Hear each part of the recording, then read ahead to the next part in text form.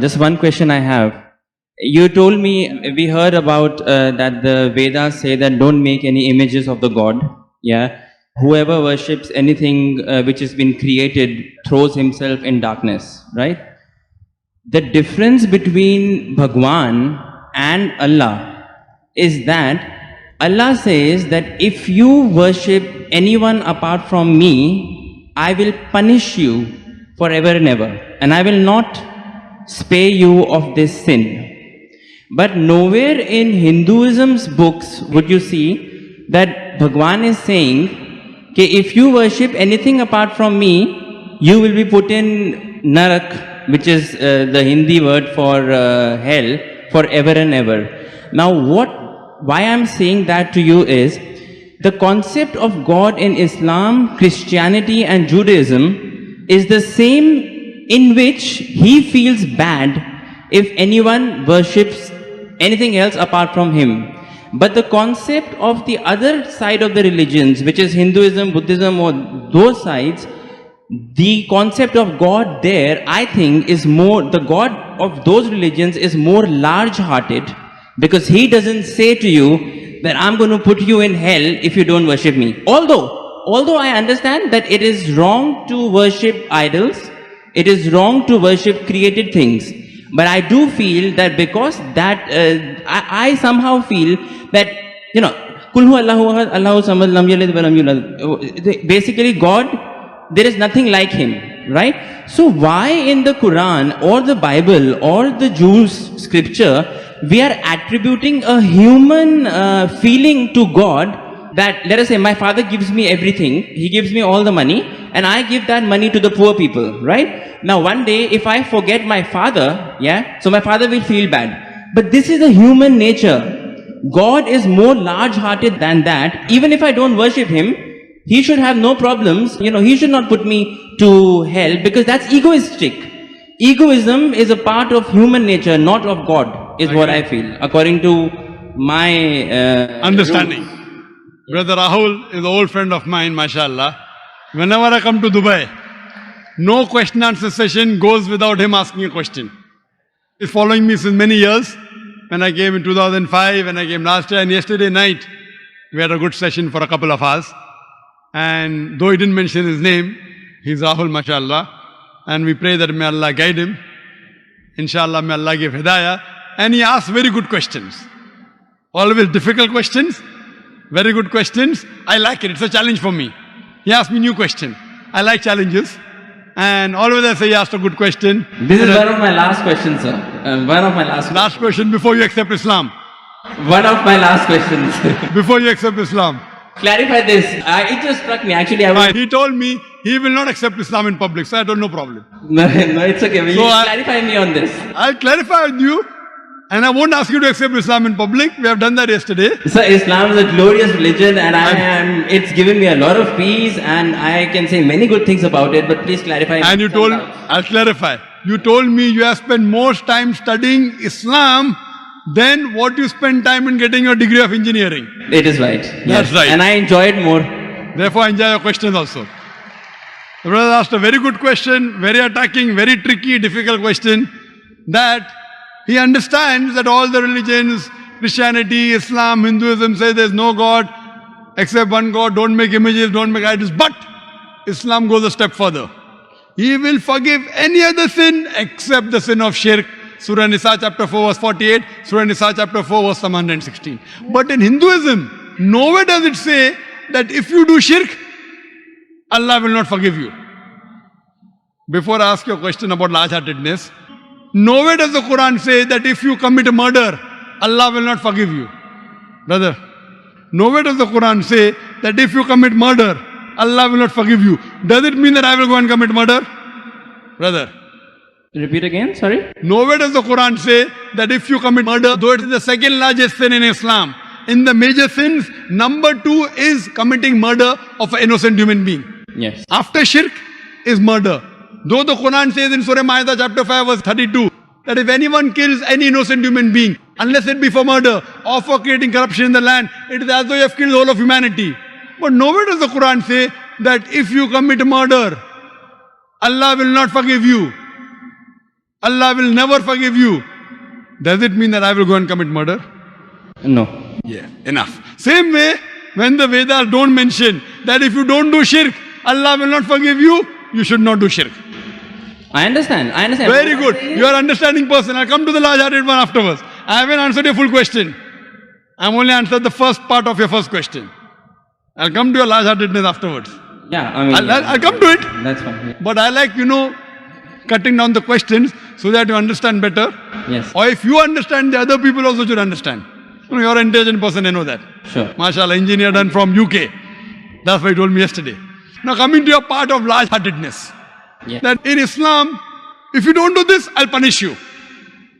That is a human nature. That if the father gives money to the son, son gives in charity, tomorrow the son doesn't ask about the father, so father feels bad. It's human nature, I agree with you. God is far superior, I agree with you. Yes. So why does God feel bad? Yes. Very good question, very intelligent question. Inshallah, you will get convinced. I won't ask you to accept Islam in public. Sure. That we have done that yesterday. Yes. The Quran says, Allah subhanahu wa ta'ala does not require you, you require him. Now coming to the question. Now I'm making your question more easy. Why we have to say Allahu Akbar, Allah is the greatest? Allah asks you to say Allahu Akbar, Allah is the greatest. Tomorrow if you don't say Allah is the greatest, do you think Allah will become less? No. No. Yeah. Whether you say or not, Allah is already the greatest. Irrespective whether you say or not, it will make no difference, not even an iota of difference. He is already the greatest. He will remain irrespective whether you say or not. Why does he ask you to say that is the question. The question is, Allah subhanahu wa ta'ala knows the human psychology. For example, your mother has a heart attack. And now, you have heard of a very famous heart specialist in the world. If you know he's famous, he will give you some advice for your mother. Another person who's unknown, he comes and gives you advice. Whose advice will you follow? Repeat again, sorry. If your mother has a heart attack, Yeah. there's a person who you know is the most famous heart specialist in the world. I would follow the advice of the specialist. Why? Because you know he's number one, he's most famous. So the reason Allah asks you to praise him is not for his benefit, it's for your benefit. Because the moment you praise Allah, you will follow his advice. Agreed. By following his advice, Allah will not benefit, you will benefit. Yes. By the doctor giving advice to you, he will not benefit. Yes, you may give him fees so that way he'll benefit. You aren't giving any fees to Allah. Yes. So Allah doesn't benefit anything. But the moment you praise him, it is human. When you say Allah is the most wise, Allah is the greatest, Allah is the most merciful. Most wise, he gives advice, I'll follow. Most greatest, I'll follow him. Most merciful, I'll follow him. So you say all these praises not to benefit him, to benefit yourself. Agreed. Yes. So when you worship him, it does not benefit him, it benefits you. Yes. When you follow the advice of the doctor, it will benefit if you give him fees. Yes. You don't give any fees to Allah. Yes. It benefits you. Yes. So same way, Allah is large-hearted. By punishing you, do you think he will benefit? No. By punishing, he becomes I'm coming to it, brother Rahul. Yeah. Let me complete my answer. Sure. Yeah. By punishing you, he will not benefit, but he is giving you a fear. Why? If you have alcohol, he will punish you. If you have drugs, he'll punish you. Whether you have drugs or what difference does it make to him? Now, if he says, okay, don't have drugs, but if you have drugs, I will not punish you, then will you have drugs or not? You will have. If I give an examination, write two. No, I won't have. If I'm convinced it's wrong for me, I won't have. I don't need that fear of the hell. The fear of the hellfire to be put in my mind to avert me. God convinces people in different ways. Some people with reason and logic. You're a logical person, you're convinced with logic. Some people want fear, some people want punishment, some people want reward. There are 3-4 types of ways which Allah speaks. You get convinced with reason and logic, you're like me. Yeah. You're like me. Yes. Some people, they are not convinced with reason logic. Leave logic. I'll get reward, I'll do it. I'll get punishment, I'll stay away. So लेकिन सच क्या है होता क्या है reality में is the fear is it reality वो होएगा yes I'll tell you reality is that the hellfire is there and the punishment is there. Brother, right? let me complete the answer. Yeah. Will you allow me to complete the answer or you will? Yes, please. Let me complete, I'll give you a chance. Ji, ji. I'll give you a chance to say that you're convinced. Yes. But before I complete my answer, you're interjecting. Sure, sure. Yeah, please. After I complete, I'll give you a chance and ask you. Sure, yeah. Now, there's a teacher taking an examination. 2 plus 2 is how much? 4. Convinced? Now, there are some people, the teacher says, okay, now in the examination, those who write correctly will get plus point, will pass. Those who don't write correctly will fail. Now, when the teacher is telling hundreds of things, it's difficult for everyone to remember. But if they want to remember, you write. If you write correct, I'll pass you. If you write wrong, I'll fail you. So now the student starts memorizing. He starts like you passed your engineering. You are afraid of failing. Yes. If you wouldn't have studied, you would have failed. So if teacher says, no problem, even if you write wrong, I will give you part degree. Will you study? No. Though you are logical, you understand Boyle's law, you understand trigonometry, you understand chemistry, but to remember, you have to stay awake, you have to slog. Teacher says, no problem, you understood? You write in the examination, right or wrong, 2 plus 2 is 3, I will pass you. Will you study? Well, it depends. I won't, but probably someone who is more sensible I am would asking study you. to learn some knowledge. Correct. If the teacher says, now your aim is to get the degree, Yeah. once you understand, if you fail, you won't get the degree. Yeah. So here Almighty God speaks logically. Some people logically it doesn't make a difference whether hellfire is or heaven is there. Other people, you do it, you get a reward. Like when you speak to your child, sometimes you speak logically, sometimes you say, I'll give you a chocolate. Yes. Sometimes, ek lafa marunga. Yeah. Yeah. I will yeah. give you one slap. Yeah. So this is what God knows, the psychology of the human being. He is our creator. Sometimes logic, sometimes reasoning, sometimes reward, sometimes punishment. But once he says, he has to follow. He can't lie. Once he says, he has to follow. So he's trying to convince you. Suppose your son. Yeah. Yeah. I know you're not married. Yeah. I know you're not married. Inshallah, one day when you get married. And if your son. Yes. And your son, inshallah, I'll marry a Muslim, inshallah. Yes. Inshallah. So your son, when you have a son, Yeah. 5 years old, he wants to jump from 10th floor. You say, my son, don't jump, you'll die. I want to jump. You will die. No problem, I want to jump. One slap you will give him, right or wrong? Yes. You will tell him, I'll slap you. Yes. Yet if he wants to jump, you will slap him. A Yes. father is cruel to be kind. Is your intention to hurt him? No. Your intention is to hurt him little so that he prevents from the bigger hurt. Yes. So here if he says, no, I'm only acting.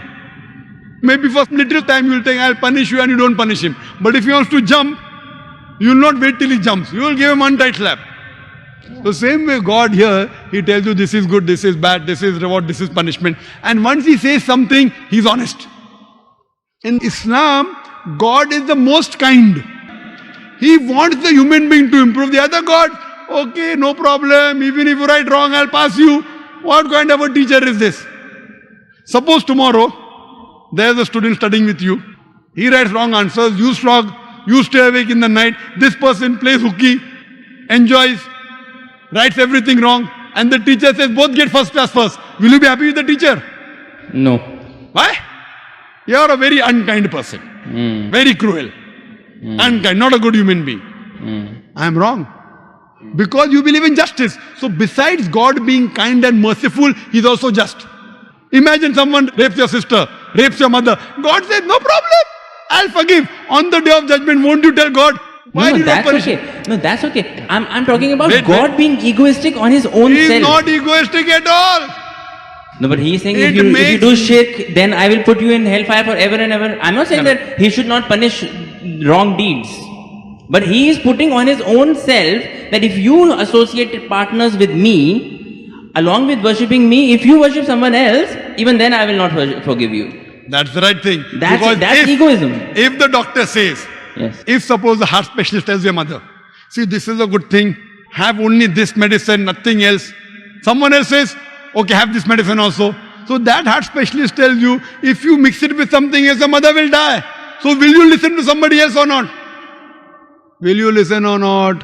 Heart specialist saying, don't have anything else except this sorbitrate. Keep it below your tongue. Yes. Now another doctor comes, I'm a very good doctor. You don't know him also. Will I you will listen to to heart specialist. Correct. Yes. Heart specialist specialized, but God is a bigger heart specialist. So heart specialist you want to follow, you don't want to follow your creator who's created your heart. What No, kind no, of no, a... no, sir, sir. Wait. Let me complete. Yes. Let me complete. Yes. So you, being logical, Yeah. when you want to follow the heart specialist, when the heart specialist tell you, don't listen to anyone else because they have told you the total truth, that heart specialist can be wrong because he's a human being. Almighty God, when he says, do not worship anyone else besides me, he knows that if you think somebody else is also the greatest, and if you follow something wrong, it will harm you. God does not want to see to it that his creations are harmed. He is going out of the way to give you an ultimate warning. Other sins, maybe I will forgive. That is one type of murder, is one type of sin, very wrong, second largest. But one, if you worship somebody else, you can do anything. You can start murdering, you can start having drugs, you can start raping. It's too dangerous. This is the guidance. It is complete. Because he is the creator, he knows no one else is the creator. Now someone else tries to behave like a creator when God knows no one else can create you. It is very dangerous. That's the reason he says that following advice, worshipping anyone, obeying anyone as the creator, not obeying normally. Normally you want to obey a father, no problem. Obey a mother, no problem. Going against the commandments of Almighty God. Worshipping somebody That is else. what I'm trying to find out. Is that the right God who is saying that if you associated partners with me, I will never forgive this sin? You are taking, it's a catch-22. I am questioning whether a God who thinks like that, is that the correct God? Correct God. You are saying he is the correct God, hence Why? he knows. Why? Yes. I have checked up with science. This Quran passes Yes. the test. When I put science to your Hindu scriptures, it fails. Yes. When I put science to Bible, it fails. So even if I agree with you with my earlier question, maybe this is ambiguous, fine. 80% is proved to be 100% correct. 20% is ambiguous. Inshallah, logically, even this will be right. If I have to put that way. But the other way, if a doctor who is solid... Stronger argument would be that Stronger 100% is argument, correct. 100% 100% of it is proof that it is correct. If 20% ambiguous is I'll there, tell you one thing, brother. Your mind hasn't reached that level. My mind hasn't reached that level. right. The science hasn't reached that level. Maybe 100 years afterward, 1000 years after, it will be proved 100% correct. We are limited. The problem is in you and me, not in the Quran. Similarly, but a person who's very powerful, a person who's a heart specialist, he knows his stuff very well. He'll be sure. Do this, nothing else. A person who's not sure, okay, have this medicine also, have that medicine also. So person who's cocksure of himself, like the Creator Almighty God, he will give this commandment. Now he's cocksure. You are not cocksure about him that he's the Creator. Yes. Once you're cocksure, you will follow. I am cocksure that this is the word of Almighty God. You aren't. Yes. So once your research gets complete, Yes. you know very well that the other scriptures don't pass the test. Yes. I challenge you to get any scripture that you know of which is even close to the Quran. No, this is the strongest scripture that that's so, for sure. So when you know, Yeah. I can't ask you to accept because you know we spoke yesterday. Right, okay. But when you know it is the thing, then the ego is in you, not in Almighty God. The ego No, is I in don't have you. ego. I don't have ego. And I pray to I Almighty told you God. all the ones I have read, this is the strongest. I Yeah? pray to Almighty God. You know, because I love you, Rahul. Yes, I love you too. I love you. That's the reason I pray to Almighty God to give hidayah. You don't have to proclaim. You asked me yesterday, do I have to proclaim? I said, no, you don't have to proclaim. Yeah. So I think that you are a person who submit your will to God, and may God guide you, and may you get a good submitting Muslim life partner. Thank you. Thank you.